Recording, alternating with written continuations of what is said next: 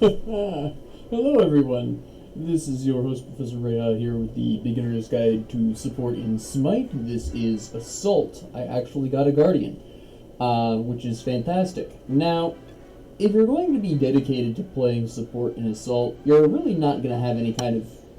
You're not going to have much choice in who you support with. For example, when I was going through the line just a second ago, my initial thought before I saw the Fafnir at the bottom a second later was that I might have to try supporting with Baron Samedi, which I haven't done in a couple of months. And the items have changed a lot since then. Because I was originally Medusa, but fortunately good old Slobby Shark was willing to trade Fafnir to me, so that was really nice. I'm actually going to stay Greed here. But, yeah, you do have to kind of improvise. So I'm not really going to necessarily talk about the specifics of Guardians necessarily, but there are some things you absolutely want to be accomplishing and doing when you're support. There are certain items you will really want to prioritize. For example, the very first thing you should know is that in Assault, sustain is king. You can't go back to the fountain to heal. The only time you fully heal is either through your own sustain or death. So sustain is hugely important, especially since Assault games can go for very long periods of time if the teams are matched up, interestingly enough. And right now we have a healer on each team. Both healers are perfectly adequate, so it's looking like this is going to be one of those longer games just from the way that the teams are set up, although we actually have... Well, they have a slight advantage in having Poseidon, but I think if our Chiron plays like a mage, but that's not going to really matter to us at this particular point in time. So, first off, there is one hard and fast rule. I don't care what you're playing as support. If you're going into Assault as support, you're getting Meditation Cloak. This is a requirement. This is sustained for your team. It's not much initially, but it's sustained either way. Now, the next thing that you're going to want to decide is specifically what starter item you want. Benevolence works really well for some decent sustain. Now, I'm not really a huge fan of Animosity on Fafnir, so we are going to go into Sentinel's Gift here. We are going to get that delicious bonus gold, which everyone loves to pieces. But you could also go for Benevolence for the heal. The problem is that this can be a little bit difficult because unless you're the only one left alive, you're really not going to get that. Now, the temptation might be to immediately get Gauntlet of Thebes. This works for some supports. Because I'm Fafnir and I need mana a lot, I'm actually going to go for Stone of Gaia first. We'll be getting Gauntlet of Thebes after that. If you're lucky enough to be Sylvanas, for instance, or somebody with a higher MP5, you can get away with going for Gauntlet of Thebes. But in this particular circumstance, especially with someone who uses as much mana as Fafnir, with the transformation, you want to have the mana when you use your ult there. Another notable Guardian who uses a ton of mana that needs Stone of Gaia would be Bacchus. RTO also requires a heavy amount of mana as well for the same reason as Fafnir, but she shifts more often. If you are a Hell and you're trying to support as Hell, then you will absolutely want that as well. He's just dead. That was a good blink forward. Ymir needs blink because of course he has terrible normal initiation. Fafnir does not. And even then, I find a lot of the times if I'm playing Ymir, unless I'm playing with people I am in communication with, friends or family, I'm often not going to utilize, are you insane? I had to use my med for him, but that was a good trade there. Anyways, I only really buy Blink as a first relic if I am playing with people I trust and am in communication with. It's the only real caveat to utilizing meditation, but again, most of the time you're probably going to be playing with randoms, so and even then a lot of the times you're still going to want meditation. For example, Fafnir has a really good entry with this jump here, so it's just really worthwhile. That was a good play. It's really worthwhile to just grab the meditation for Fafnir because he doesn't need blink.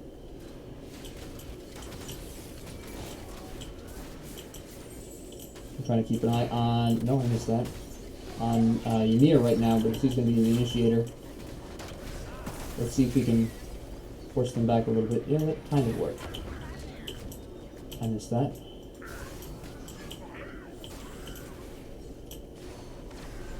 Not too much of a problem. It was kind of a waste, but...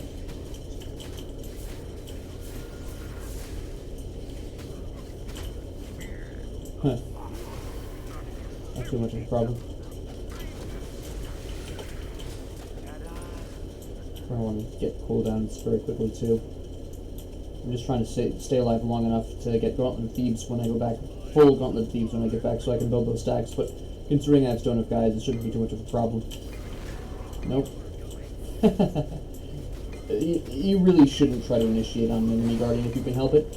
He didn't need to try that. He wasted his wall, he wasted some mana.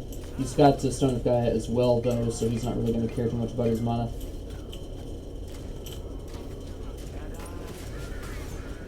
Alright, fair enough. Did you just shoot that way late? Okay. So at this point, you're just trying to... There we go. Uh-huh. No, we're okay. That's a good play. That's a good play. Up. Didn't last long enough. I'm just really chilling back here so I can meditation here. I somehow didn't get poisoned by him. I don't know how he hit that, but good job. There we go. Now, right here, we're just going to be trying to kill him as quickly as possible. If we needed to still the killer, that would have been fine. I was just trying to get him killed as quickly as possible so Uller would not have to go as aggressive on that.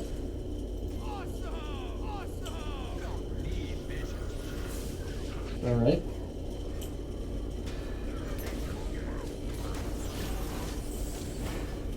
That worked out quite nicely. There we go. Again, no one else was picking that up, so I had to do so there. I want to go in, but I kind of figure I'll die. I'll go for it anyways. Sacrifice for the tower. Did they take... Oh, I took raw from my poison damage. Nice. Okay, that's generally going to be worth it. I have enough for Gauntlet of Thieves, which I needed to buy anyways. That worked out really well. That worked out quite well. I hadn't actually considered the gold for the Gauntlet of Thebes, but I figured at that point, even if I didn't, without having looked at my gold, I estimated that I was close to it. I actually thought I was a little under. Turns out I was a little over, which is fine. So now we have Gauntlet of Thebes. My next item is definitely going to be something that gives me cooldown and MP5. I'm leaning pretty heavily towards Genji's Guard. And then I'm going to want Breastplate of Valor for 30% cooldowns, more MP5, and then I'll probably get Pesty afterwards. Will I get Pesty afterwards? Not necessarily. I'll need... No, I am going to need Pesty, actually, first, in retrospect. That would really put me behind. Although I do kind of need it now, though, for the protections at the very least. And the healing that they are getting. I'm trying to bait out the Keranos' root, to be honest. But I'd like to get that out of the way so we can actually have a really good aggression right now. We have them outnumbered slightly, so that would be pretty good. I don't know why he bothered. That was good. We still have... Nope, we just lost the advantage. I'll just hang back and get the assist stacks. Have to keep an eye on Uller there. I thought he might have been in danger. Interesting.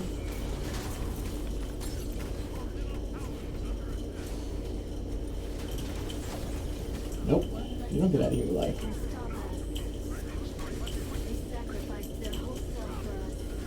Does she have her backwards? No, not yet. She used it recently. She doesn't have it back up. Alright. Oh, I completely whipped that. That wasn't exactly what I would call the best timed ult. They're going to heal up so much. Holy cow. I'm going to need this. They don't have minions and they're not going to do anything with that. Why would we attack? It's 2v4. That is a terrible idea. I missed that dude. That was nice. Try to get the hits here. I'm trying to deliberately get hit by certain enemies. I don't think they were expecting me to go deep for her. I overshot that. I couldn't see clearly enough. There she goes. Okay. This is where I died. Yeah. That was a little earlier than I would have liked. On my next move, considering how many hunters that they do have, I am going to go for Horrific Emblem. That'll also really help me slow down Poseidon, Ymir, and Ra, all of whom don't have an escape, so Horrific Emblem will really, or Horrific Curse, Horrific Emblem will really slow them down a lot and really give me a huge advantage in that regard. So we're going to go for Pestilence now, because we are going to need it. They are getting a lot of healing from Ra. Ymir, of course, is Stone of Gaia, currently known as Asi. They're going to need it, and they're going to be building more health as more life steal and stuff as time is going on. So we are going to need that. I wish I had been able to play a little safer to get some more stacks. I was probably a little too aggressive there at that point. Also, there's not really a huge need for wards. That ward in the middle of the lane reminds me. If you don't see them on the minimap, they're probably in the side area. You can actually kill me here. Or not. You can kill these two guys. I'm attacking. No one's attacking with me, though. Which would be, fairly convenient if they were.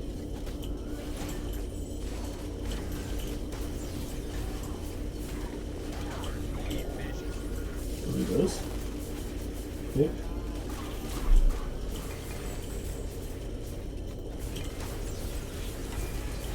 That was a good ult.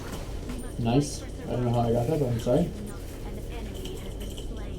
She's going to backflip soon. No, she didn't even have the opportunity. Alright. I'm going to go right in here and tank this. I have enough gold for Pestilence, so I am actually going to be interested in dying at some point. There we go. I don't want to make sure he wasn't getting the ball or anything. Okay, good. Nope. Yeah, they've got that. They don't need me for this. Okay, good. Just because I need Pestilence doesn't mean I just need to die right now. My teams can still use me. That, and then increase your attack speed. Let's see how long we can tank this. I kind of expected that move, honestly. The fact that we were able to take the tower is pretty huge. Can we kill? No. Oh, but yes. Nice job, nice job. I was able to weaken him down enough. Get him slowed down enough. Excuse me? I feel like they're trying to kill me, but they can't hit me for some reason, and they're hitting my allies instead by accident. Which is not how I want that to go. Ah, he juked the other way. That was a good freeze flex. I didn't need to increase his attack speed, honestly. I might die here. Ah, that was a good play. Fall back a little bit here. Oh, I was not able to get out of that in time.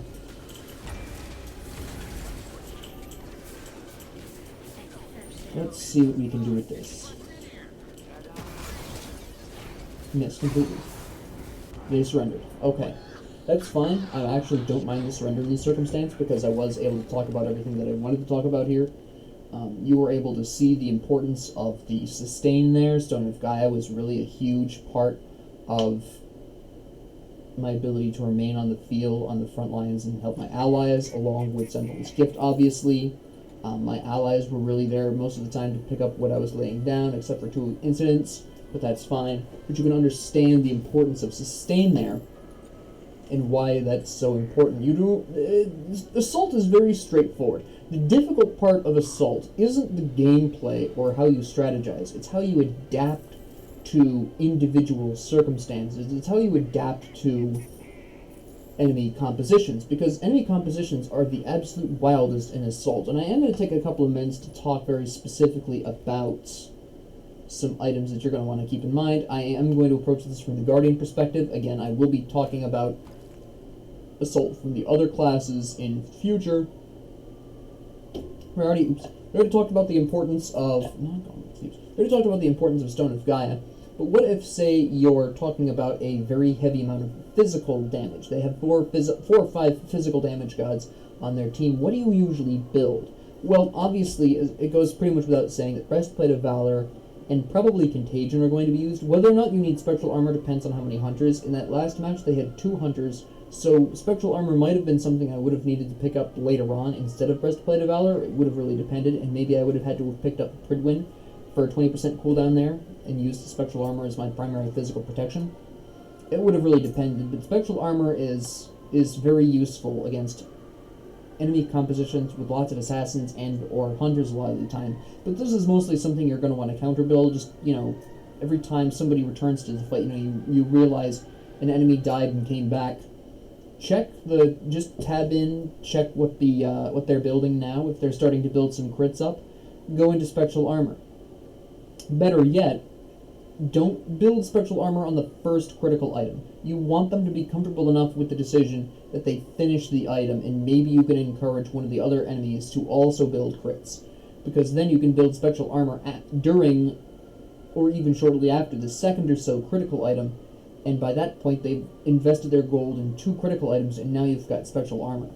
A lot of hunters in Assault will sell their critical item if you've got Spectral Armor, if they've started it but haven't finished it. So let them finish the first and start the second one before you build Spectral Armor. Kind of lay a trap for them, just so you can prevent them really from reworking their build to get around Spectral Armor, which wastes more of your gold than theirs, because they won't even build it for Silver Breastplate, because you might be going for Contagion or Breastplate of Valor for all they know.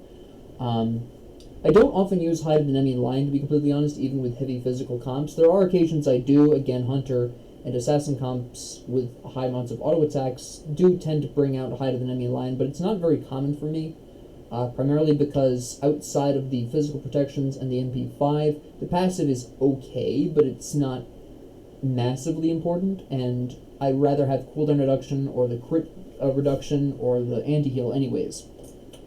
But this is usually the tree I'll be going into if there is a high amount of physical enemies. Obviously, if you have a high amount of physical enemies, you're going into Sovereignty. And again, another thing that you want to keep in mind is if there is a large amount of auto-attackers, Witchblade is very nice. This is fairly standard form, obviously. That goes without saying a lot of the time. You don't really build Voidstone unless you have a predominantly magic damage composition. It can be very useful then. Stone of Fall is also very useful for any time in Assault you are playing somebody who has good auto attacks. Sylvanas, Ymir, maybe you're playing Vamon in a support role. No, Vamon doesn't have access to Stone of Fall, never mind. I don't know what I was thinking there. But you're talking about Sylvanas, you might be talking about maybe you're forced into playing, I don't know, a support Kronos. Has a really wild pick. Let's just throw him out there. That can be very useful there, but it's for very specific Guardians. It doesn't offer you any sustain, so this is something you're going to build at the end when you have your sustain.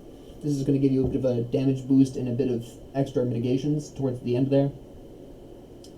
You really don't build lifesteal, obviously. There are occasions where I will actually go out of my way to build Soul Gem, because that does offer the burst heal, and sometimes Soul Gem is just a bit more useful than Mail of Renewal, because you can contribute a little bit more control over the heal.